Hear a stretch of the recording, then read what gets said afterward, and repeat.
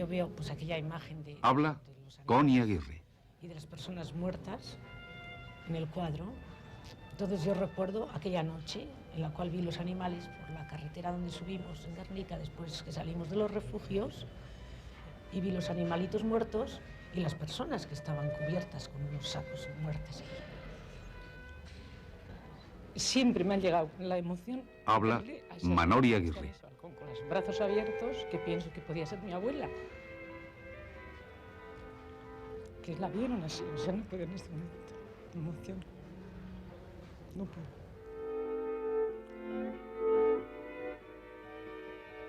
El Guernica, de Picasso. Para estas dos supervivientes, el bombardeo de Guernica es un recuerdo imborrable. Casi medio siglo más tarde, Guernica sigue siendo un símbolo de destrucción. En los años 30, España era aún, en muchos aspectos, un país decimonónico, pero su guerra civil se convirtió en el campo de batalla de las ideologías del siglo XX. Hombres y mujeres de todo el mundo fueron a España a luchar por la democracia, el comunismo o el fascismo.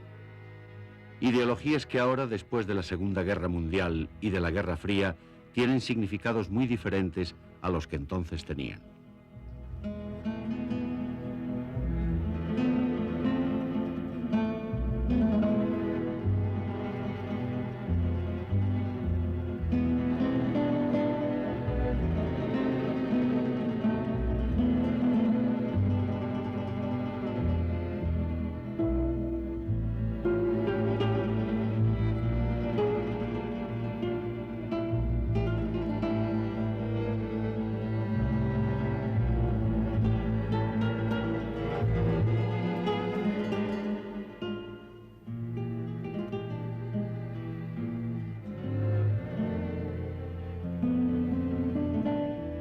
La Guerra Civil Española.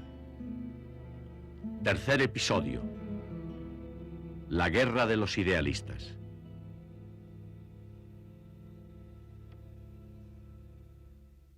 Europa en 1936. Hitler estaba en el poder desde hacía 3 años. Mussolini gobernaba Italia desde 1922. En la Unión Soviética, Stalin había iniciado las purgas de sus enemigos. La democracia estaba a la defensiva en todas partes. Gran Bretaña y Francia temían una nueva guerra europea, y entonces llegaron noticias de España. Todo es confusión y la turbulenta España. Tales son los resultados de la anarquía y la división de un pueblo.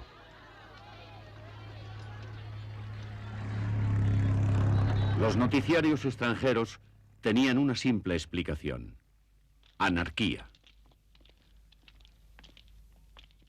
Pero la verdad es que la crisis española confundía a los extranjeros. Para comprenderla mejor, la explicaban a través de sus propias ideologías. España se convirtió en la obsesión europea.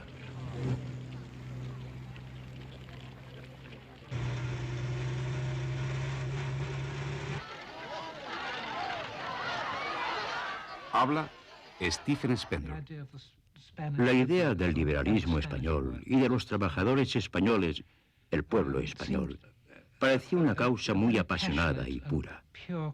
Recuerdo que mi tutor en la Universidad de Oxford decía que era la única causa de su vida en la que había alternativas absolutas: el bien representado por la República y el mal representado por las fuerzas franquistas.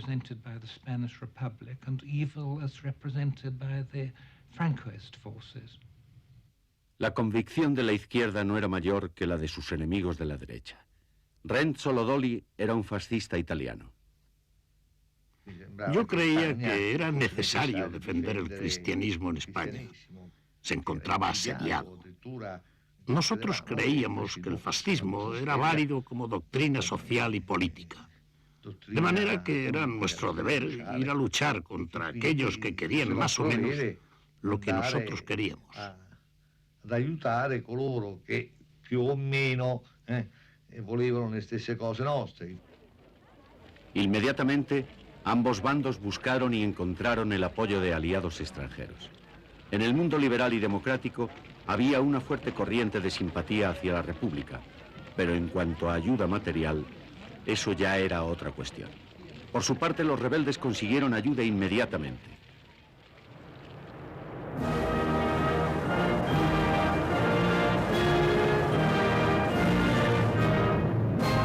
Franco no era ideológicamente un fascista. Más bien era un monárquico conservador que obtuvo el apoyo de los dictadores fascistas europeos. Y fue así como Franco quedó identificado con esa ideología. A pesar de eso, no existe prueba alguna de que el golpe de Estado militar en España fuera fruto de un complot fascista internacional. Todo lo contrario, en el verano de 1936, España prácticamente no figuraba en los planes de Hitler. Hitler estaba construyendo una maquinaria de guerra para sus propios propósitos, la expansión hacia el este y la represión de sus enemigos políticos en Alemania. Hitler prometió a Gran Bretaña que no intervendría en España. Esta fue la primera de muchas mentiras diplomáticas en torno a la guerra civil, porque la verdad era que Hitler ya había enviado ayuda militar a España. 2 días después del alzamiento, Franco pidió ayuda al Führer. Hitler temía el control del estrecho de Gibraltar por parte de un gobierno hostil en España y decidió enviar no solamente las baterías antiaéreas y los aviones de combate que Franco había solicitado, sino un escuadrón completo de aviones de transporte Junker para trasladar al ejército de África desde Marruecos a la península.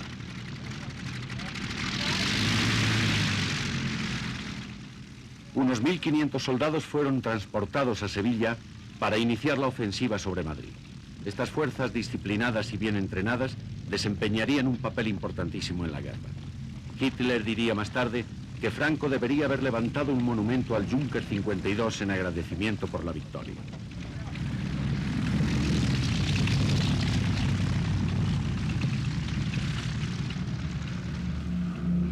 Claro que Hitler también tenía que estar bastante agradecido. Su ayuda fue más tarde recompensada con el envío de mineral de hierro español a Alemania, mineral que permitiría a Alemania adelantar sus preparativos de cara al conflicto que se avecinaba. Pero en 1936 mucha gente todavía creía que se podía evitar otra guerra mundial. En 1936 Mussolini todavía no se había convertido en un títere de Hitler. Incluso en Inglaterra había quienes creían que se podría convertir en su aliado. Pero la conquista italiana de Abisinia demostraba claramente las ansias expansionistas del duce.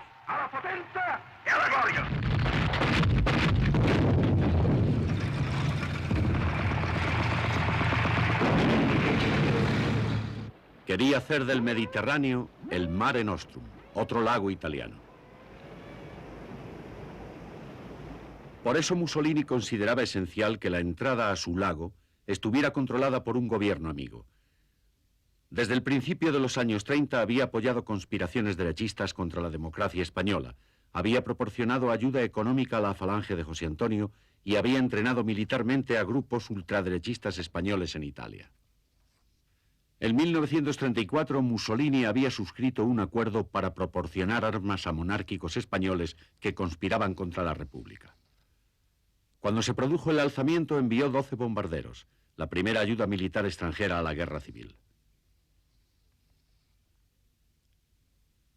Mientras Italia y Alemania prestaban ayuda a los rebeldes, Léon Blum, primer ministro del gobierno del Frente Popular francés, se identificaba lógicamente con la República Española.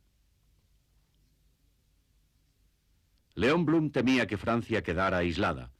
Aún no se había borrado la memoria de las enormes pérdidas francesas en la Primera Guerra Mundial. Francia tenía 2 potencias fascistas a sus costados y corría el peligro de quedar encerrada en un triángulo fascista.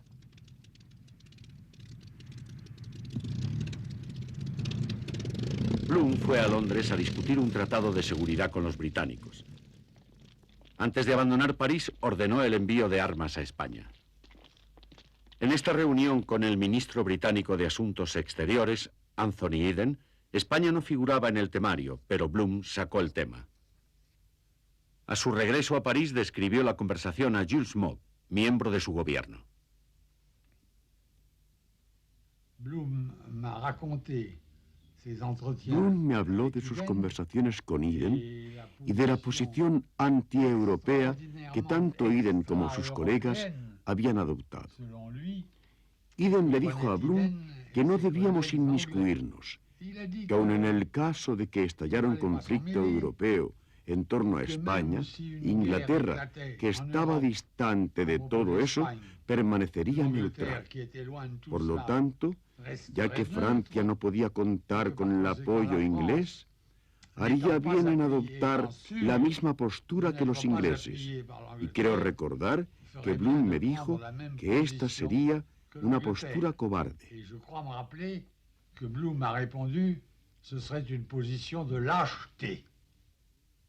En Londres, el gobierno británico estaba preocupado. Baldwin, el primer ministro conservador, y sus ministros querían evitar a toda costa otra guerra mundial. Su gran temor era que el conflicto se iniciara en España. Alex Douglas Hume era diputado conservador. Si país tras país entraban en la guerra, nadie podía vislumbrar el final. Podía desencadenarse un conflicto europeo. Mussolini andaba creando problemas por todo el Mediterráneo. El Japón estaba intranquilo y, naturalmente, el rearme alemán iba a toda marcha. Así que nosotros temíamos vernos envueltos en otro conflicto.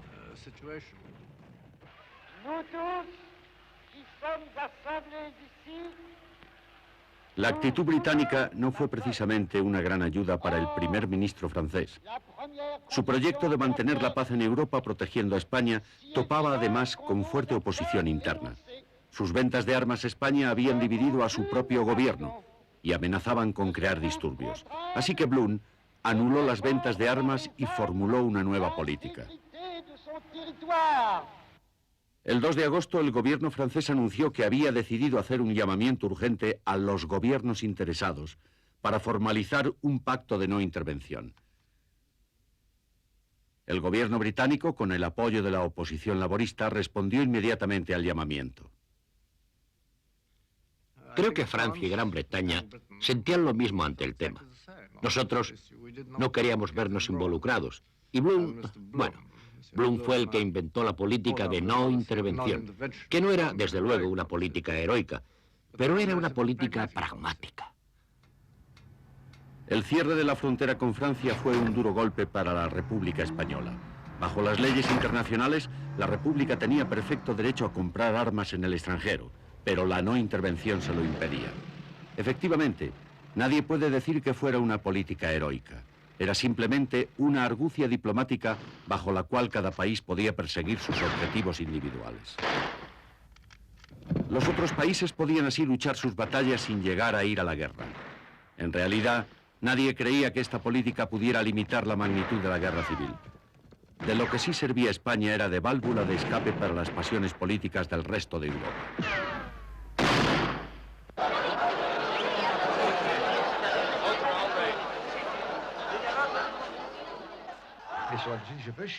Hoy en día, cuando se dice fascista, se piensa en la violencia, en la dictadura.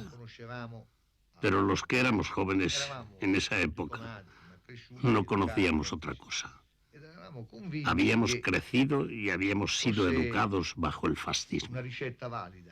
Estábamos convencidos de que constituía una fórmula válida para resolver los problemas sociales.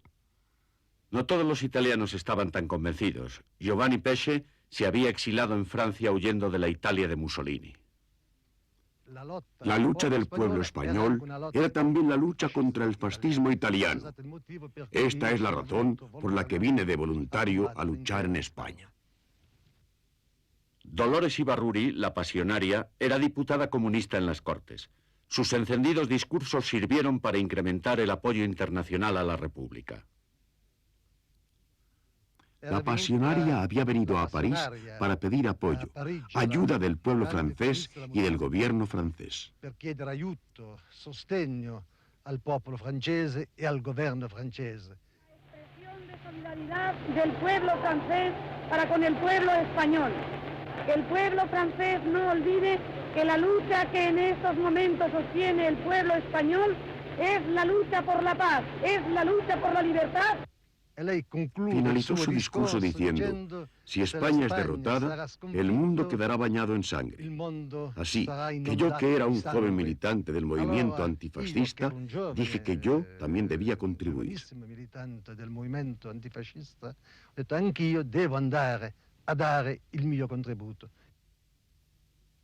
En Alemania, los comunistas habían sido las primeras víctimas del terror nazi, y cuando Hitler manifestó claramente su apoyo a Franco, los comunistas alemanes vieron bien claro en qué bando estaban. Yo creo que a nosotros, los alemanes antifascistas, nos afectaba más que al resto.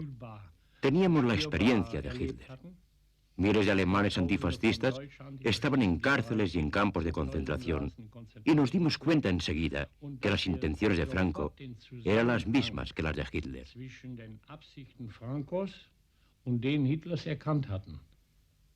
Las consecuencias de la Gran Depresión económica en las ciudades europeas empujaba a miles de voluntarios al campo de batalla español.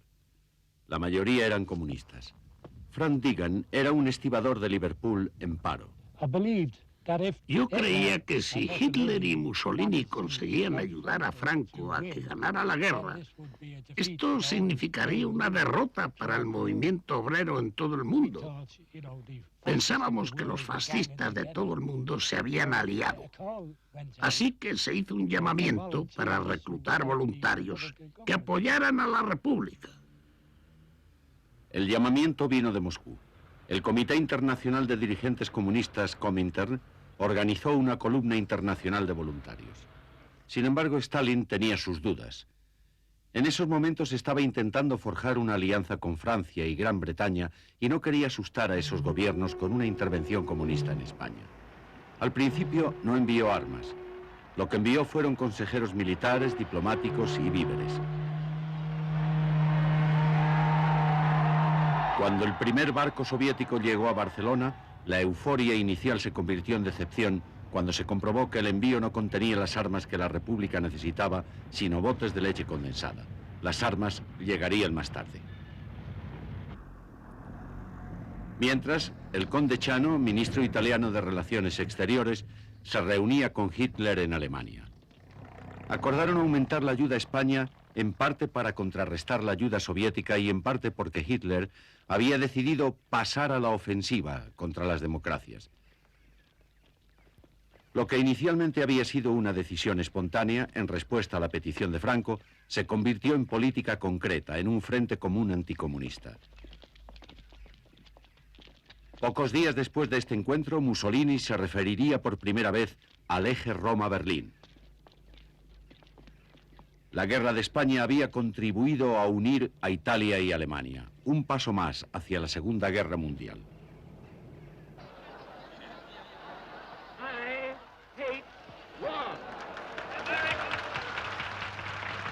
El mundo era muy diferente en 1936. Estados Unidos no desempeñaba un papel decisivo en la política mundial. Aún persistía en mantenerse al margen de los asuntos europeos. Roosevelt decidió desentenderse del conflicto español. Sin embargo, permitió que la compañía petrolífera Texaco abasteciera a los nacionalistas. En Londres, el Comité de No Intervención estudió las acusaciones de intervención alemana, italiana y portuguesa. El comité estaba presidido por los británicos, pero en realidad a nadie le interesaba que se probaran estas acusaciones.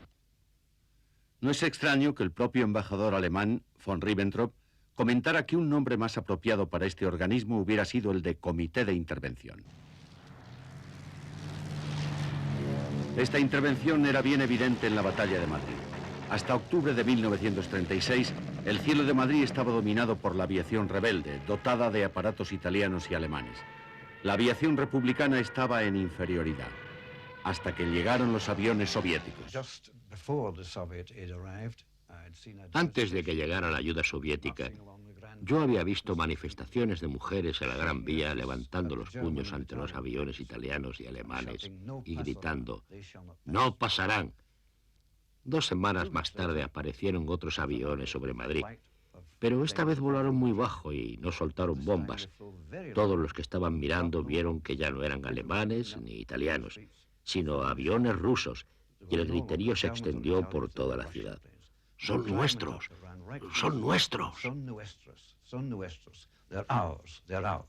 Un día que estamos viendo, oyendo el paso de los aviones, vimos unos pequeños aparatos de aviación como de cabeza muy gorda, ¿no? Que eran los famosos chatos, ¿no? Que evolucionaban con una velocidad increíble. Había dos tipos de aparatos, los chatos y los moscas, ¿no? Que evolucionaban y que derribaron algún aparato nacional. La gente empezó a emocionarse, a gritar viva Rusia, se abrazaba.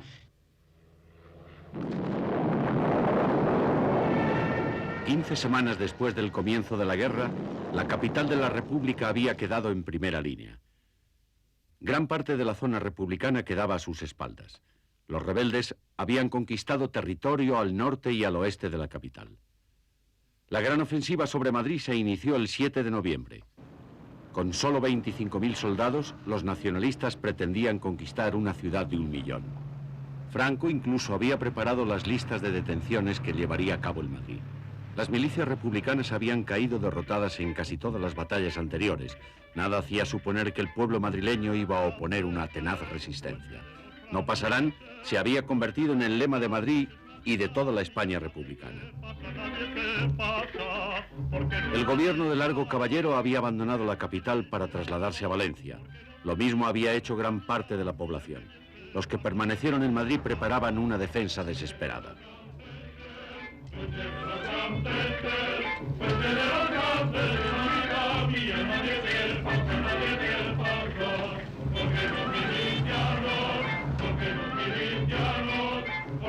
El general Miaja, uno de los muchos militares que habían permanecido fieles a la República, dirigía la Junta de Defensa que gobernaba la capital.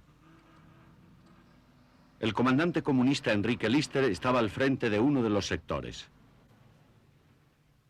La población de prepararse para recibir el enemigo con agua caliente, con aceite, con todo lo que fuese, desde los balcones, desde las azoteas, se había creado todo un ambiente. Realmente la defensa de Madrid, más que a los milicianos, se debe al pueblo de Madrid en su conjunto. Entonces esta gente se incorporó a la lucha, pero sin pasar por casa. Salieron del comercio, les entregaron unas bombas de mano y les entregaron un fusil, y con la chaqueta y el pantalón de diario, ¿no? Se subieron a vehículos que había preparados, a un tranvía, y se fueron a luchar. Esto realmente fue impresionante y realmente fue hermoso. Fue uno de los momentos más hermosos de la guerra. En la defensa participaban todos. Los oficiales leales planeaban la defensa. Los ciudadanos cavaban las trincheras. Los partidos políticos reclutaban voluntarios para las milicias. Pero ya existían las primeras unidades militares de la República. Aún no estaban muy bien entrenadas ni equipadas, pero el nuevo ejército popular era naturalmente una fuerza mucho más efectiva que las anteriores milicias bajo el control de diferentes partidos y sindicatos.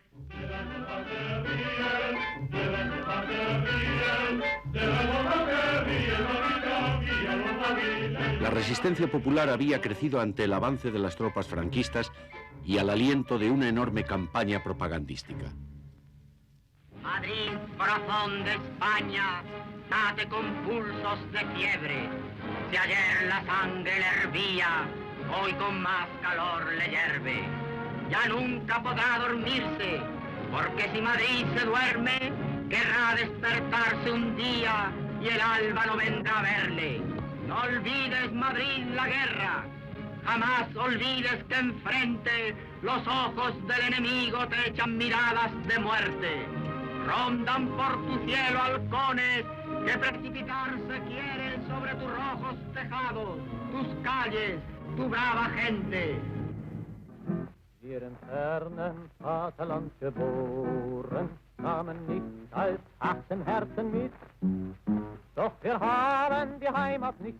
En muchos países, el recuerdo de la Guerra Civil Española se mantiene vivo a través de las brigadas internacionales. Los 40.000 voluntarios que acudieron a España en defensa de la República siguen constituyendo un ejemplo único de solidaridad internacional. Eran franceses, griegos, polacos, italianos, americanos, irlandeses, australianos, suecos, suizos. De 2.000 voluntarios británicos, 500 quedaron enterrados en España. Pero ya habían transcurrido 4 meses de guerra y Madrid estaba asediado cuando esos voluntarios ocuparon sus posiciones en el frente.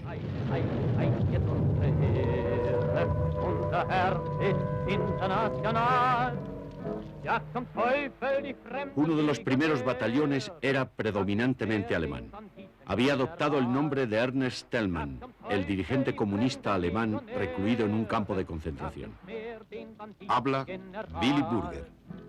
Nos recibieron con enorme cariño. Sabían por qué habíamos venido. Tenían un grito para todos nosotros. ¡Viva Rusia! Nos trataban como si fuéramos rusos. Y solo paulatinamente se fueron dando cuenta de que éramos alemanes. Hasta ese momento, Madrid había sido bombardeado por alemanes, la Legión Cóndor, y de repente había alemanes combatiendo a su lado. Estos comunistas alemanes, con disciplina militar y con la disciplina política del que ha sido perseguido, se convirtieron en un ejemplo para los combatientes españoles. Habla Narciso Julián. El verlos, aparte del júbilo, de sentir, ¿no?, la solidaridad, el calor de todo, pero para mí fue impresionante verlos, ¿no? Y fue una experiencia muy grande desde el punto de vista de la necesidad que nosotros teníamos de aprender en ese sentido lo que era la disciplina, lo que era un ejército y demás, que hasta ahora éramos milicias, no éramos todavía un ejército regular. No todos acogieron con tanta alegría a los voluntarios extranjeros. En Cataluña, los anarquistas temían que las brigadas internacionales sirvieran para aumentar la influencia política de sus rivales, los comunistas. Pero en el Madrid asediado la población agradecía cualquier ayuda.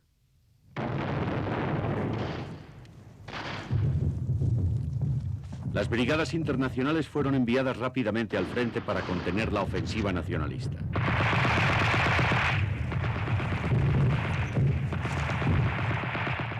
En el sector de la Casa de Campo los republicanos resistieron.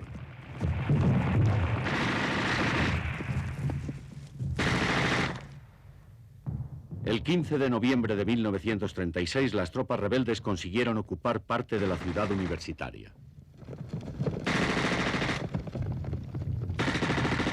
Las brigadas internacionales contuvieron el ataque en la Facultad de Filosofía y Letras. 2 días más tarde se libraba uno de los más sangrientos combates en el Hospital Clínico.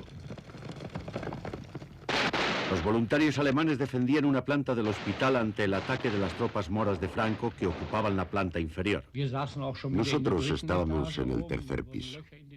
Hacíamos agujeros en el suelo para tirar bombas de mano hacia abajo. Era una lucha sin frentes. Nunca hubo un frente definido. Wirklich echte, klare Fronten, abgegrenzte Fronten gab es in diesem Kampf kaum. El frente quedó finalmente estabilizado. Madrid resistió. Franco cambió de objetivos.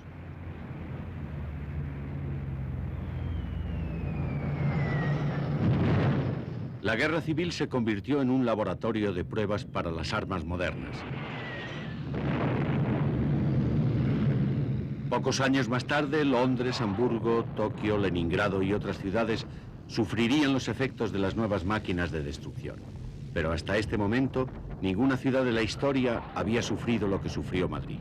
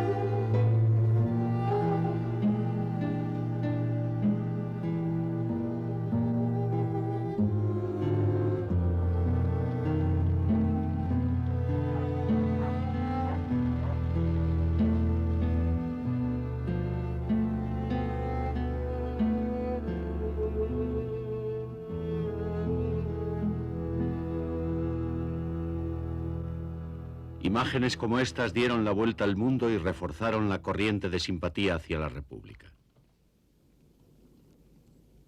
Escritores como Ernest Hemingway vinieron a España como reporteros y se convirtieron en propagandistas. Los complejos orígenes de la guerra civil se transformaban en las certezas poéticas del bien y del mal.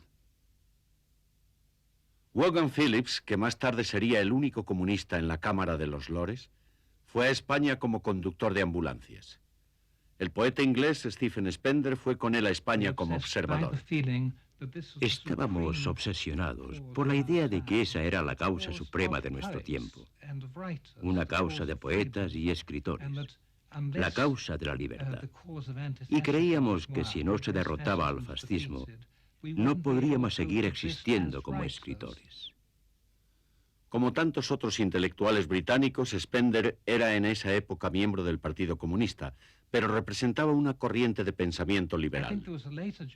Yo creo que hubo otra generación posterior, la de John Gorford y Julian Bell, muertos en España, que sintieron que querían sumergir su literatura, su independencia intelectual, incluso su propia existencia como intelectuales, que les parecía subjetiva dentro de la objetividad del marxismo. Esa fue también la generación de Philby McLean. Philby era corresponsal del diario londinense The Times en el bando nacionalista. En realidad era un espía soviético. Julian Bell había desarrollado la ideología marxista en la Universidad de Cambridge. En las universidades, muchos miembros de la clase dirigente británica se convirtieron al comunismo, convencidos de que era la única defensa posible ante la amenaza fascista. Aún no se había dado a conocer la realidad de la Rusia de Stalin. Para otros intelectuales como George Orwell, la Guerra Civil Española constituyó una educación en los peligros del totalitarismo comunista. El escritor inglés luchó en las milicias del POM, un partido marxista independiente y anti-estalinista. La represión a la que los comunistas prosoviéticos sometieron al POM significó un enorme desengaño para aquellos que consideraban a la República una democracia. La mayoría de los voluntarios internacionales eran comunistas. Los que no lo eran se sentían aislados.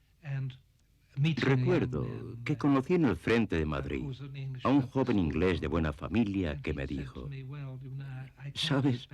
Yo vine a España y me alisté en las brigadas internacionales porque creía que era una organización democrática y liberal. Me encontré con que era una organización comunista. Y luego dijo: me pasaré lo que me queda de vida andando cada día hacia ese cerro cercano y así acabaré. Estaba desilusionado, aunque aceptaba la situación. Murió 6 semanas después. Sin embargo, a los ojos de muchos españoles la ayuda soviética era la salvación. Teresa Pàmies era militante de las Juventudes Socialistas Unificadas. Es que Rusia nos ayudaba. Era el país que traía armas al gobierno de la República legítimo. Nosotros veíamos unos barcos en Barcelona y aquel sentimiento de adhesión mítica se convirtió en un sentimiento muy concienciado.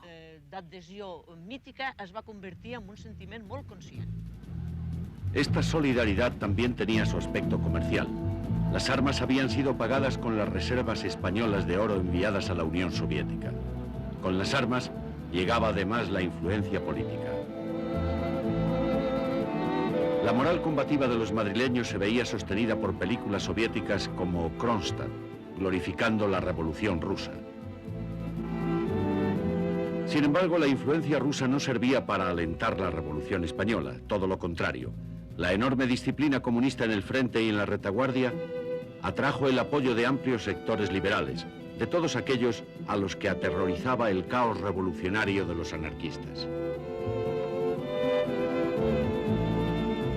A fines de 1936, Stalin escribió una carta en francés diplomático a Largo Caballero, afirmando que la República debía buscar el apoyo de los liberales y de los campesinos conservadores. Es necesario impedir que los enemigos de España la consideren una república comunista, escribía Stalin. No olvidemos que Stalin aún buscaba el apoyo de Francia y Gran Bretaña. En esos momentos aún no eran sus aliados ante la amenaza de Hitler. Las intenciones de Hitler en España eran cada día más claras. Su embajador reconoció formalmente al régimen de Franco durante la batalla de Madrid y ahora sí que el Führer no podía permitir que los rebeldes perdieran la guerra. Alemania incrementó su ayuda militar y envió instructores para entrenar a los oficiales nacionalistas.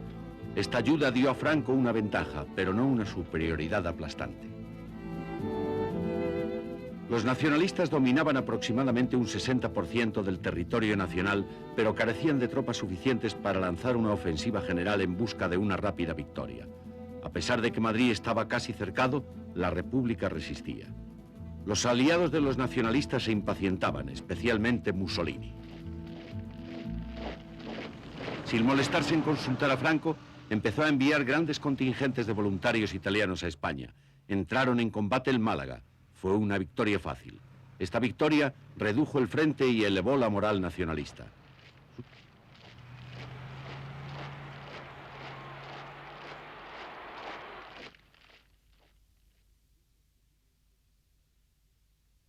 Su siguiente objetivo fue completar el cerco de Madrid, inicialmente por el sur, atravesando el valle del Jarama. Los refuerzos republicanos enviados al frente incluían unidades de las brigadas internacionales. El intento nacionalista fracasó. 10 días de intensos combates y enormes pérdidas no sirvieron para estrechar el asedio. Inmediatamente se produjo un nuevo intento, esta vez por el norte, en Guadalajara. Los italianos, seguros de que sería otro paseo militar, convencieron a Franco para que les dejara actuar por su cuenta. En el lado republicano, los voluntarios de la brigada Garibaldi tomaron posiciones frente a sus compatriotas. Esta era la posición del batallón Garibaldi. El puesto de mando estaba cerca del bosque. Los fascistas estaban allí y allí, en toda esa zona. Alrededor del mediodía, vimos que se aproximaban 2 coches. Los paramos y nos dijeron: somos italianos. Les contestamos: nosotros también somos italianos. Giovanni Pesce y sus camaradas habían encontrado lo que habían venido a buscar en España, la oportunidad de combatir a los italianos fascistas. Empezaron a levantar las manos y empezaron a gritar: no disparéis, somos italianos como vosotros. No tenemos la culpa de que Mussolini nos haya enviado aquí. Nos habían dicho que nos enviaban a Abisinia. Los tomamos prisioneros y los llevamos al puesto de mando. La derrota de los fascistas italianos en Guadalajara enfureció a Mussolini. Decidió que ningún voluntario podría volver a Italia hasta que se obtuviera una victoria. Estaba entrando más ayuda externa que nunca en España, no la suficiente como para tener una influencia decisiva en el conflicto, solo para prolongarlo. La batalla de Madrid había acabado en tablas. Así quedaría hasta el final de la guerra 2 años después. Los nacionalistas se lanzaron a la conquista del norte. Parte del País Vasco estaba aún en poder de la República. El País Vasco había quedado aislado del resto de la zona republicana desde los primeros días de la guerra. Sus recursos minerales y su industria pesada lo convertían en un importante objetivo militar. El País Vasco era también una región especial en otros sentidos. Era la única zona republicana donde católicos conservadores combatían junto a anarquistas y socialistas. En la lucha contra los vascos no cabía el calificativo de cruzada. El País Vasco seguía siendo una de las regiones más religiosas de España, el único lugar en el que los católicos rezaban por la derrota de Franco. Vascos de todas las ideologías estaban unidos por unas aspiraciones autonómicas. Eran aspiraciones que la República había reconocido, aspiraciones que los nacionalistas, obsesionados por la unidad de la patria, se disponían a aplastar.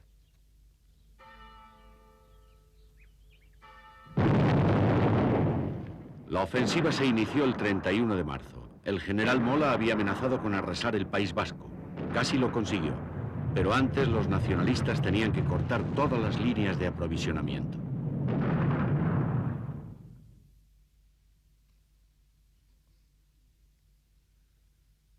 El bloqueo marítimo de los puertos republicanos era otro serio problema para Gran Bretaña. Varios mercantes británicos que transportaban legalmente víveres a la República esperaban una solución al problema en el puerto francés de San Juan de Luz. el gobierno británico no se atrevía a desafiar el bloqueo de la marina franquista dando escolta militar a los mercantes. A pesar de las protestas en la Cámara de los Comunes, Anthony Eden anunció que los barcos de guerra británicos solo escoltarían a los mercantes hasta una distancia de 3 millas de la costa vasca. Simultáneamente, los británicos estaban negociando en secreto con las autoridades nacionalistas sobre las concesiones mineras inglesas en España. El 19 de abril de 1937, el capitán Roberts decidió levar anclas y abandonar San Juan de Luz antes de que las provisiones para Bilbao se pudrieran en sus bodegas. Desafiando los consejos de la Marina de Guerra británica, zarpó hacia Bilbao. Su hija Fifi estaba a bordo. A las 10 de la noche levamos anclas y zarpamos sin luces. Nos hicieron señales desde el puerto, pero mi padre no hizo caso. No tuvimos problemas.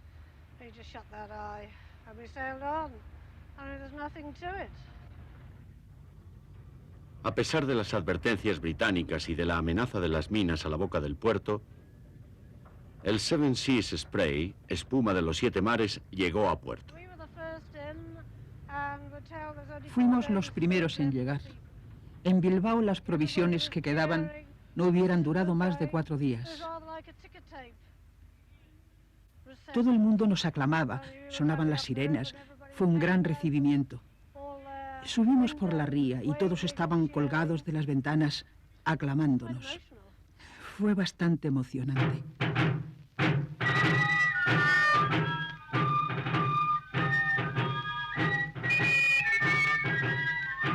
El capitán Roberts y su hija Fifi se convirtieron en los héroes de los vascos.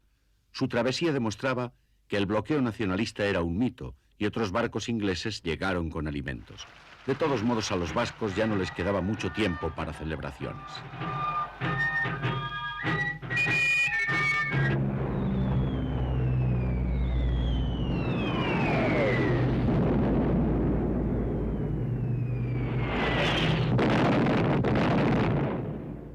Guernica, con 7.000 habitantes, estaba a 15 kilómetros del frente. Era y sigue siendo el corazón del País Vasco, con el árbol de Guernica como símbolo ante el que tradicionalmente los reyes españoles habían jurado respetar y defender sus libertades.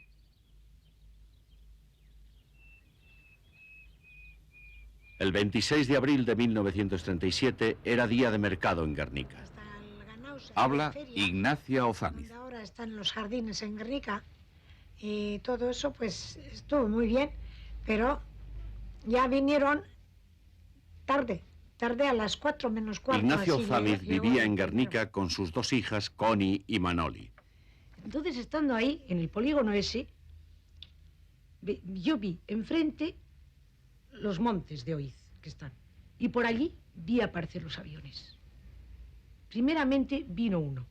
Él se dio las vueltas con sabidas, pero ya nos habíamos acostumbrado a verle a dar las vueltas y marcharse. Pero no pasaron ni 10 ni 15 minutos. Llegaron y los pudimos contar. Eran 8 los que aparecieron todos en una línea. Negros, muy negros, los recuerdo. Y cuando empezaron, a mí no se me olvidará el sonido que traían las bombas, ¿no? Que era como que... Y bueno, entonces era todo gritos, ¿no? ¡Ay, pim, pum! Entonces oía eso, el estruendo ese tan tremendo. Y eso repetidas veces. Me acuerdo que Concha Ulate y todas estas, ¡ay, otra vez! Y unos silbidos y ¡pum! Y claro, y cada vez veías que se movía todo y que venía humo y que venía calor y todo eso. 43 aviones, la mayoría alemanes, tomaron parte en el bombardeo de Guernica.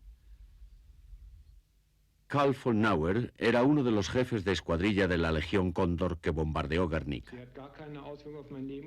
Eso no afectó mi vida. Yo participaba en esos ataques porque era parte de mi deber como militar, cumpliendo órdenes y jugándome la vida. En aquel entonces creíamos que estábamos luchando en una guerra contra el comunismo.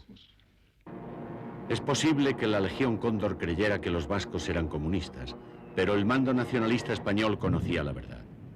Lo cierto es que para ambos bandos Guernica no tenía valor sentimental alguno. Era simplemente un objetivo militar.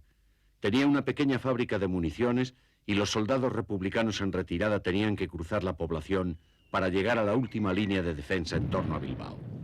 Los alemanes dicen que sus instrucciones eran bombardear el puente y el cruce de carreteras junto a Guernica para cortar la retirada hacia Bilbao.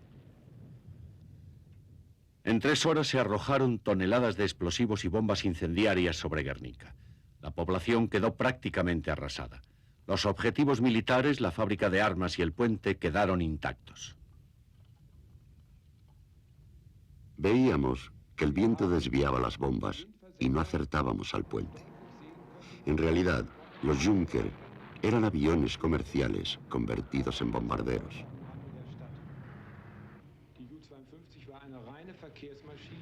Había lo que llamábamos una olla debajo del avión.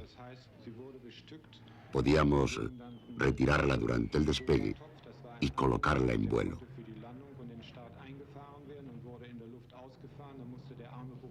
El pobre ayudante tenía que bajar por una escalerilla y meterse allí con gafas y casco y con un telémetro muy primitivo. Los alemanes no explican por qué no se utilizaron otros aviones de bombardeo más precisos para destruir el puente, ni por qué se ametralló a la población que huía, ni la magnitud de esta operación frente a un objetivo de relativa importancia. Pero el impacto que yo recuerdo con 9 años fue para mí, al salir, el foco de calor que me dio a la cara.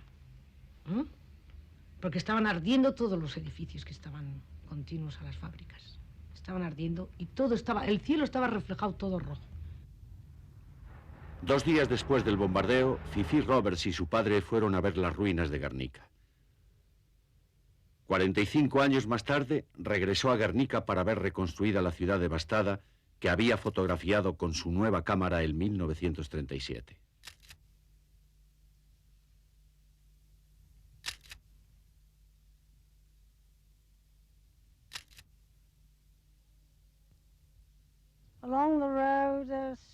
Había muchos refugiados y no creo que supieran ni dónde iban ni lo que harían.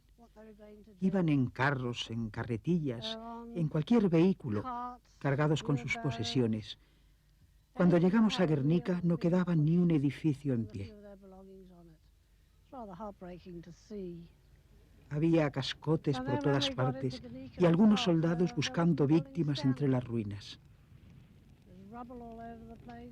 No vimos cadáveres, pero aquello era la destrucción absoluta.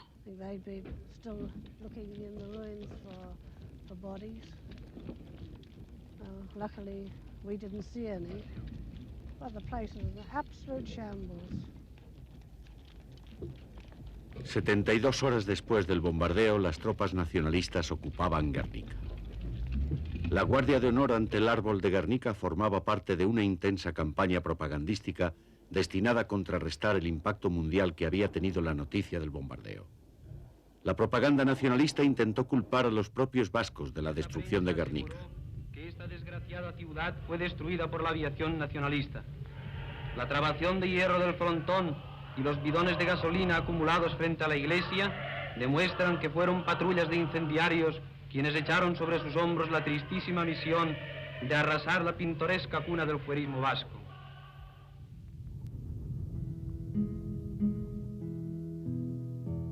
Hubo quienes llegaron a creer esta versión.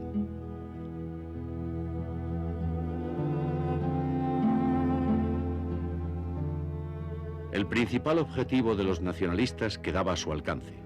Para proteger sus industrias, los vascos habían construido el llamado cinturón de hierro alrededor de Bilbao, pero el cinturón no les protegía de los intensos bombardeos.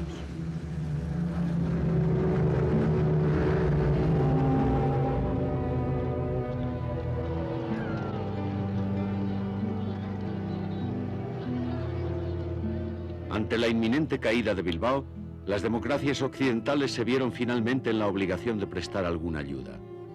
Los niños republicanos fueron catalogados, vacunados y etiquetados. Los barcos habían de transportarlos a Inglaterra, Bélgica, Francia, Estados Unidos o la Unión Soviética.